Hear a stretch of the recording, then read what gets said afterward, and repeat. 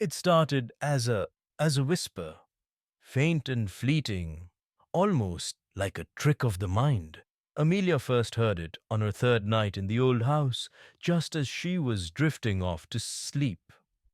At first, she dismissed it as the house settling, the wind slipping through the cracks of the ancient walls.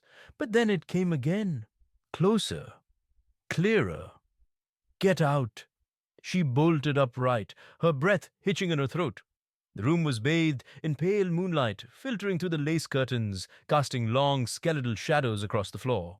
The air was thick with an unnatural chill, despite it being the middle of summer. Amelia had always been skeptical of ghost stories, dismissing them as products of overactive imaginations. But this was different. There was something in the house, something unseen, something that didn't want her there. The house had belonged to her grandmother, Eleanor, a woman she barely knew. After Eleanor's sudden death, the house had been left to Amelia, the only remaining family member. It stood on the outskirts of a forgotten town, a relic of an era long past. Its Victorian structure loomed against the skyline like a silent sentinel, its once grand appearance now withered by time. Amelia had arrived 3 days ago with the intention of preparing it for sale.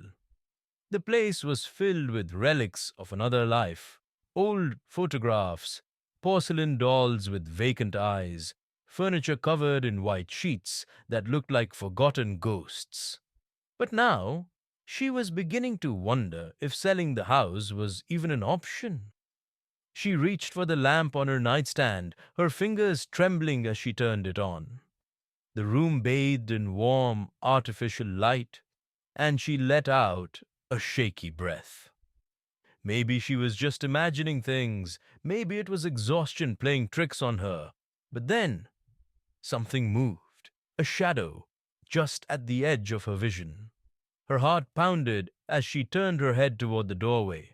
The hallway beyond was dark, an abyss stretching into the unknown, and then footsteps, slow, deliberate, coming from the hallway. She wasn't alone. Amelia's fingers clenched the sheets as she strained to listen. The footsteps stopped just outside her bedroom door. Silence hung heavy in the air, pressing down on her chest, and then three soft knocks. Knock, knock, knock. She couldn't move, couldn't breathe. Every fiber of her being screamed for her to run, but fear had her pinned in place. The doorknob rattled, and then nothing. The silence stretched, thick and suffocating. She forced herself to move, to push the blankets aside and stand on unsteady legs. Every step toward the door felt like an eternity. She reached for the handle, hesitated, then yanked the door open. The hallway was empty. The air smelled faintly of something rotten, something old. A shiver ran down her spine as she stepped into the hallway, her bare feet against the cold wooden floor. The silence was deafening. Then from downstairs came the sound of laughter. A child's laughter. Amelia's breath caught in her throat. There were no children in this house. There hadn't been for decades. She turned toward the staircase, her heart hammering against her ribs. Slowly, hesitantly, she descended. The living room was just as she had left it, dusty, abandoned, frozen in time. But something was different. The rocking chair by the fireplace was moving, swaying back and forth, as if someone, something, was sitting in it. Then she saw them, two small pale hands gripping the arms of the chair. A child's hands, her stomach twisted, the air grew impossibly heavy, pressing down on her like an invisible force. She wanted to run, to flee the house and never return, but she couldn't, because the child turned its head. Its eyes were hollow. Empty sockets stared at her, black as the void. And then, in a voice that wasn't human, that wasn't of this world, it whispered, "You shouldn't be here." Then the lights went out. Darkness swallowed the room, thick and absolute. Amelia's breath came in ragged gasps as she stumbled backward, her body slamming against the wall. The house groaned, the air filled with whispers, a cacophony of voices overlapping in a sinister symphony. And then, silence. The lights flickered back on. The rocking chair was empty. The child was gone. Amelia didn't sleep that night. She sat in the corner of the room, clutching a rusted fireplace poker, her ears straining for any sound, any sign that she wasn't alone. The whispers returned just before dawn, but this time, they weren't just one voice. They were many. They were calling her name. Something was in the house with her, and it wasn't going to let her leave. Amelia had always thought of herself as rational, someone who didn't believe in ghosts, demons, or whatever it was that lurked in the dark corners of forgotten houses. But as the first rays of dawn spilled through the dusty windows, illuminating the silent remains of the night before, she knew something was in this house with her, and it did not want her here. She spent the early hours pacing the living room, clutching the fireplace poker like a lifeline. The whispers had faded with the darkness, but their presence lingered, as if the house itself had been watching her, waiting for her to react. She had to leave. Her bag was still upstairs, but the thought of going back up there, of walking through that empty hallway where something had stood outside her door, it made her skin crawl. She shook off the fear, forcing herself to move. If she left now, she could be out of here before the sun had fully risen. She could call a realtor, arrange to sell the house from a distance. Never set foot in it again. With cautious steps, she climbed the staircase, her breath shallow. The house was too quiet, as if it held its breath alongside her. When she reached the landing, she paused, listening. Nothing. Her bedroom door was still open from the night before. She stepped inside, heart pounding. The room was untouched, just as she had left it. The air was still, yet it felt thick, almost suffocating.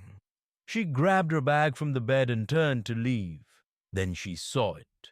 The closet door. It was open, just a crack. She was certain it had been closed when she went to sleep. Every muscle in her body tensed as she took a step closer. The sliver of darkness between the door and the frame seemed impossibly deep, as if it led somewhere far beyond the confines of the house. Something shifted inside. Amelia froze. A breath, soft and raspy, echoed from within. Then the door creaked open a little further. Her body reacted before her mind could. She spun on her heel, bolted down the stairs, nearly tripping in her haste. Her only thought was to get out, to get far, far away from this place. She reached the front door, yanking at the handle. It wouldn't budge. Her fingers fumbled with the lock, twisting, pulling, but it refused to move. Panic clawed at her throat as she slammed her shoulder against the door. It remained solid, unmoving, as though the house itself had locked her in. Then, from upstairs, a soft voice whispered, "Don't go." Amelia's breath hitched. She turned her head slowly, unwilling to look but unable to resist. A figure stood at the top of the stairs. The child. Its hollow eyes locked onto her, dark voids that seemed to stretch into eternity. Its small hands gripped the banister, knuckles white. Its mouth opened, but no words came out, only a dry, rattling exhale. Then, in a voice far too deep for its small frame, it spoke again. "You belong to the house now." The air grew heavier, pressing down on her chest, making it hard to breathe. The walls groaned, the wooden floorboards beneath her feet shuddering as if alive. "No," she gasped, shaking her head. "No, I don't." The child tilted its head. Then, without another word, it turned and disappeared into the hallway. The house fell silent. Amelia didn't dare move. She didn't know if she could, but she had to do something. She couldn't just stand here waiting for whatever horror was lurking within these walls to claim her. With a deep, steadying breath, she backed away from the door, her mind racing. The windows. If she couldn't leave through the door, she'd break a window and climb out. She ran into the living room, grabbing the first heavy object she saw, a rusted lamp from an old side table. Without hesitation, she swung it at the nearest window. The glass shattered on impact, shards scattering across the floor. Fresh morning air rushed in, a stark contrast to the stagnant cold inside the house. She barely had a moment to relish the relief before something slammed into her. She was thrown backward, hitting the floor with enough force to knock the air from her lungs. A sharp pain shot through her shoulder as she struggled to push herself up. Something was here. She couldn't see it, but she could feel it. The air around her pulsed with a presence, an unseen force pressing down on her. The whispering returned, louder now, a chorus of voices overlapping, speaking words she didn't understand. She scrambled to her feet, eyes darting to the broken window. She had to move, now. Ignoring the pain, she launched herself toward it. Just as she reached the frame, something wrapped around her ankle, an invisible grip, ice cold and unyielding. She screamed, kicking wildly, desperate to free herself. The grip tightened, pulling her back, dragging her away from the window. Her nails clawed at the wooden floor, leaving deep scratches as she fought against whatever force held her. Then, a voice, not a whisper, not a hiss. A woman's voice, clear and sharp. Let her go. The pressure around Amelia's ankle vanished. She scrambled to her feet, whirling around. At the foot of the staircase stood a woman, pale, dressed in a tattered nightgown, her silver hair cascading around her shoulders. Amelia's breath caught in her throat. It was Eleanor, her grandmother. The woman's gaze was fixed on something behind Amelia, her expression cold, unwavering. The house trembled, the walls seeming to breathe. Eleanor took a step forward. The whispers grew frenzied, distorted, before fading into silence. The air lifted, the crushing weight that had held Amelia in place dissipating. Eleanor turned to her, her eyes softer now, filled with something Amelia couldn't quite place. You need to leave, her grandmother said. Amelia swallowed hard. There's no time. Eleanor's voice was urgent. Go now, don't look back. Amelia hesitated. The questions burned in her throat. What was happening? Why was her grandmother here? But something in Eleanor's expression told her she wouldn't get answers. Not here, not now. She turned, stepping toward the broken window. The cool morning air hit her skin as she climbed through, her feet crunching against the grass outside. She expected to hear the whispers again, to feel that oppressive force dragging her back, but there was nothing. She turned to look at the house one last time. The window she'd climbed through was no longer broken. The rocking chair on the porch swayed gently, though there was no wind, and standing in the upstairs window, watching her with hollow, empty eyes, was the child. It lifted one hand slowly and waved. Amelia ran. She didn't stop until she reached her car, flinging the door open and fumbling with the keys. The engine roared to life, and she tore down the dirt road, her breath ragged, her hands trembling on the wheel. As she sped away, she made the mistake of glancing in the rearview mirror. The house stood silent against the backdrop of the rising sun. But she knew it was still watching her, and it wasn't finished with her yet. The road stretched endlessly before Amelia, the barren landscape blurring past as she sped away from the house. Her hands trembled on the steering wheel, her breath shallow. She had escaped, at least that's what she wanted to believe, but deep inside, a gnawing dread told her otherwise. The house wasn't just haunted, it was alive, and it had let her go for a reason. She forced herself to focus on the road ahead. The nearest motel was an hour away, and all she wanted was a place with bright lights, human voices, anything to drown out the suffocating silence that seemed to follow her. But even as she drove, a strange sensation settled in her chest. She wasn't alone. Glancing at the rearview mirror, she saw nothing but the empty back seat. Still, the feeling remained, a prickling at the nape of her neck. She turned on the radio, hoping for a distraction, but all she got was static. She twisted the dial. More static. Then, a whisper. Amelia! Her foot slammed on the brake. The car skidded, tires screeching against the pavement. Her breath came in ragged gasps as she clutched the steering wheel, heart hammering in her chest. It was the same voice from the house, the same whisper that had called her name in the dark. She swallowed hard, forcing herself to keep moving. She couldn't stop now. She had to keep driving. The motel came into view just as the sky darkened, the neon sign flickering weakly. She parked haphazardly, grabbed her bag, and rushed inside. The receptionist barely looked up as she handed over the key. Room 14, he muttered, sliding it across the counter. Amelia didn't waste a second. She locked the door behind her, exhaled sharply, and pressed her back against it. For the first time since leaving the house, she allowed herself to breathe. She was safe, or so she thought. The room was musty, the air thick with the scent of cigarette smoke and something older, something stale. She dropped her bag on the bed, rubbed her temples, and tried to shake the lingering sense of unease. Then, the TV turned on by itself. The screen flickered, displaying only static. Amelia's stomach twisted. She reached for the remote, but before she could touch it, a distorted image formed on the screen. A hallway. Her hallway. The hallway from the house.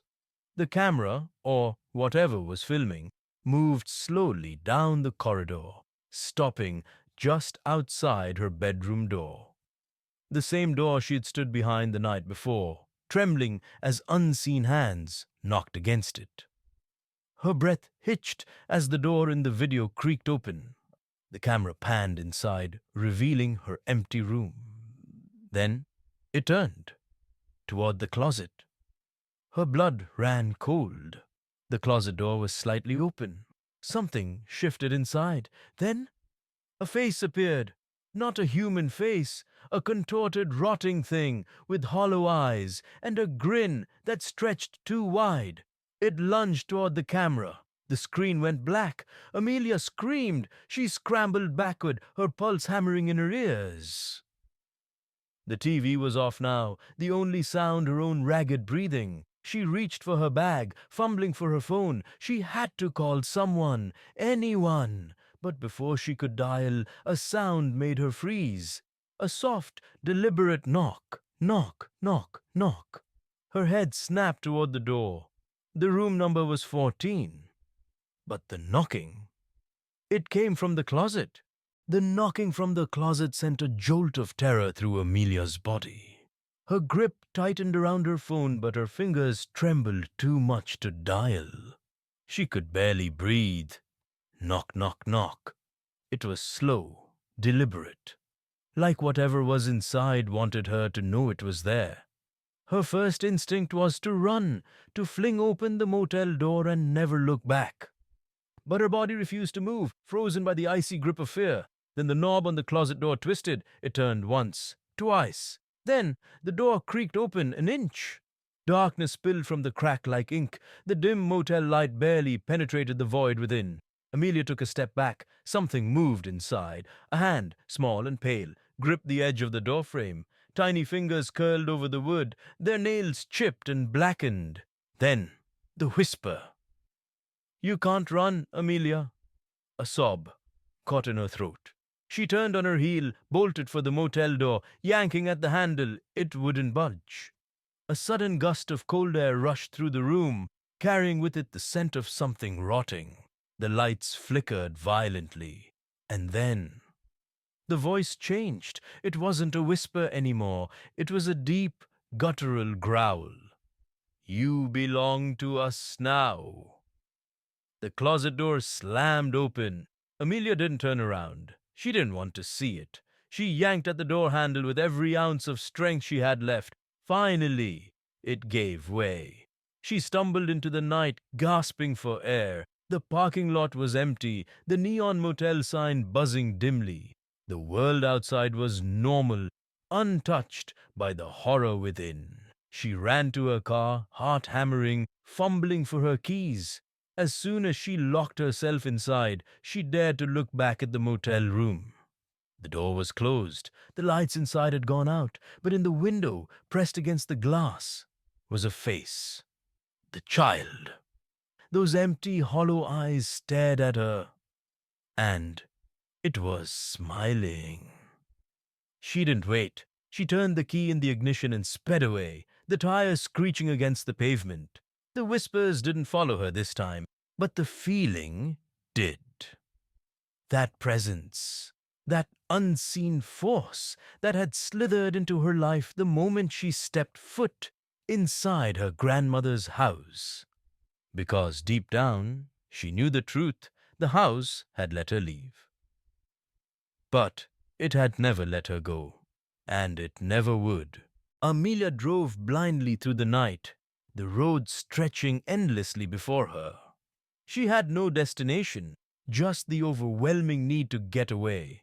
But no matter how far she went, she couldn't shake the feeling that something was still with her, watching, waiting.